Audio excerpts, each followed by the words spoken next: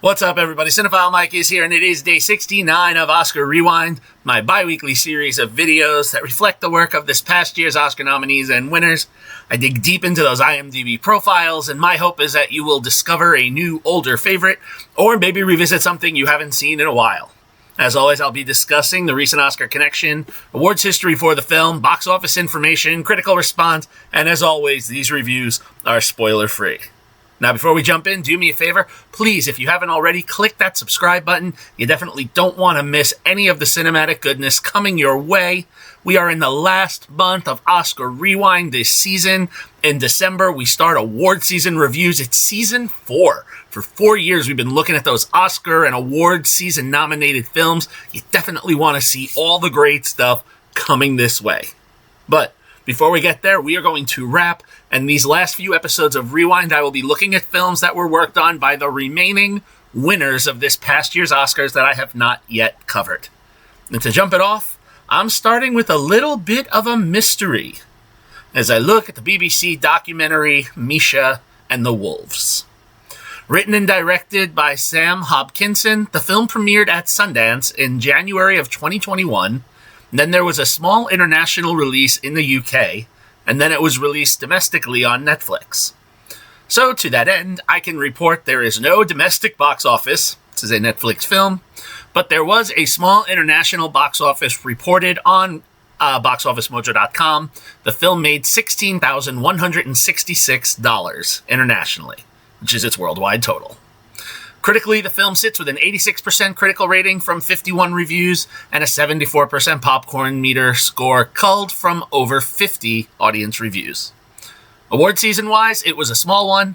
The film has a record 6 nominations for either Best Documentary or Best International or World Documentary, depending on which festivals it played across the world, as locally as in Utah and Ohio, to overseas in such markets as Sweden and Spain.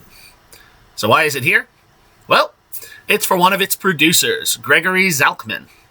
A producer with over 50 producing credits covering film, TV, shorts, TV movies.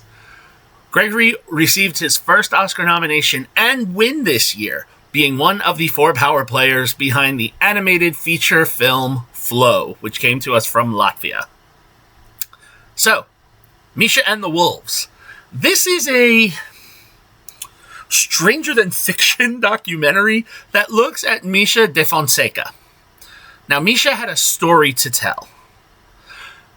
A Holocaust survivor stating that she was taken in by a Catholic family to protect her after her parents were taken to the German camps. She was unbridled as a youth and wanted to be reunited with her family. She said that the family that took her in did not love her. So when she realized that she could take her compass and go to Germany and be reunited with her family, at 7 years old, that's what she did. And as she trekked across the land, across the woods, she encountered a pack of wolves who ultimately did not attack her, but allowed her to live alongside them. So in essence, it was almost like a Mowgli in the Jungle Book kind of existence. And being raised by them before eventually, through a series of events, she's able to relocate to America and settle into her new home in Massachusetts. Her story is amazing and catches the attention of a book publisher, Jane Daniel, who believes that this is a story that needs to be told. And told it is. They write the book gets published, it starts to get some traction, not selling as well as they'd like it to, but they eventually find a way to get it into Oprah's hands. Yes, Oprah. And with, at the time, her book club, like if you were on Oprah's book club, you had it made. This was the goal. But then as they were preparing to do this, they had done the pre-work, everything's getting ready to go. Misha pulls out.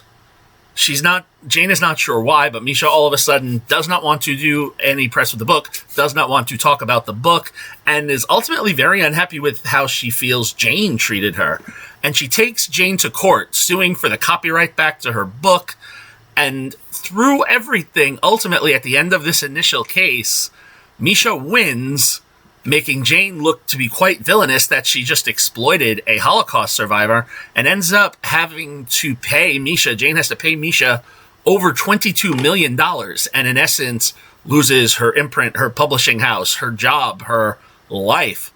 suffering from massive PTSD. She wants to appeal this, and she slowly begins to go through documents to do this appeal. And she learns Misha may not have been as forthcoming. And so now she is going to work on this research endeavor to see if Misha's story is actually true. Was she being honest, or is everything just a fabrication? Was she actually not a Holocaust survivor, and what a story to be told? It's really fascinating, and is almost like the good premise of a fictional narrative film. That's why we say stranger than fiction. But this is a documentary. It's like all of this played out. This was a case that I was not as familiar with. Maybe some of you see this and you're like, yes, I knew about that. I actually have a friend who knew one of the subjects of this documentary and familiar with this case. I have to say, Hobkinson looks back over the decade or so long case and mystery that played out as locally in Massachusetts and heading overseas to Belgium. They chronicle the late 90s through the aughts. And like a true crime film, there's a fascinating score that really keeps it pulsing, like one of those docu-series. Nick Foster does an excellent job with his score, and we see how Hobkinson follows this story and almost unfolds it like a game of Clue. As we learn all the pieces of the story, we're introduced to many of the key players, and before we even get their names, we learn their role. Right? So we have the publisher, Jane Daniel, the genealogist, Sharon Sargent, the Holocaust survivor, and who is also another genealogist who helps with this, Eveline Heindel. We have the wolf expert, Joni Safran of Wolf Hollow in Massachusetts, the attorney, Ramona Hamlin, and the teacher, Marie-Claire Momer, amongst others who all help present their findings in this really odd story. And in addition to the various talking head interviews we get and these firsthand accounts of what they're seeing, we also get treated to some scripted interviews with Misha. And I say scripted because Misha refused or, did not want to be interviewed for this film. So they hired an actress, Laura Libertor, to be Misha and do some of these interactions and talking head interviews as we go. But Misha's not completely absent because we do get some archival recordings and some archival footage of her, so she is played into this story. We also get it's interesting, before we get into the case with the book and we're hearing about Misha's story, we get to see the young actress Emilia Hobkinson play a young Misha, and we get to see her running through the woods and kind of creating what Misha's life might have been as we hear her tell the story. What's smart is, Hobkinson, he's careful not to paint one party in a better light than the other. It's an interesting line to walk, because at one point you think you're leading towards one person as the victim, but then your trajectory gets shifted when, certain details are revealed and people rationalize the actions that were taken by both people. When things are done out of anger or a need for survival, there's ramifications for the things that are done, and it causes mental shifts. Hobkinson really invites you to consider who's the victim and who's the perpetrator, and really plays it out in a tight 90 minutes. There are some missing threads and some pieces that I kind of wish that they would have included that I'm going to keep out of this for want of spoilers.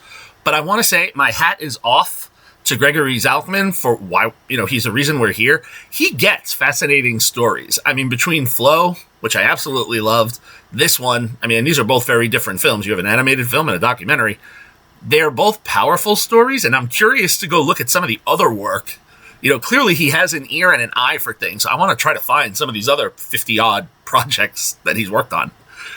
Look, an interesting story that played out differently than I thought it would when I started watching it. This is a 4-star film. I read the descriptor and I went into it thinking this was one thing, and then all my expectations were completely subverted. And this is really why I love doing Oscar Rewind, because I'm finding these great films that I might have otherwise missed. If you would like to watch Misha and the Wolves, the documentary is streaming exclusively on Netflix. fitting that I am kicking off this month with the documentary. I'll be honest, there's several more coming throughout November because I'm getting ready to cover Doc NYC. So again, you want to check out my website, cinephilemike.com, for a lot of great content, these and others. This was a great start for November. You know, we're back to bi-weekly. We've got 7 more episodes after this before we wrap. As always, if you like what you heard here, please, I ask you subscribe to the channel, like and share the video, spread the word. Follow me on all social media platforms, on Letterboxd. Check out the website. So much good stuff. You'll be overwhelmed, but you'll love it all. All right. Happy watching, everyone. And until next time, this is Cinephile Mike saying take a break and watch something new.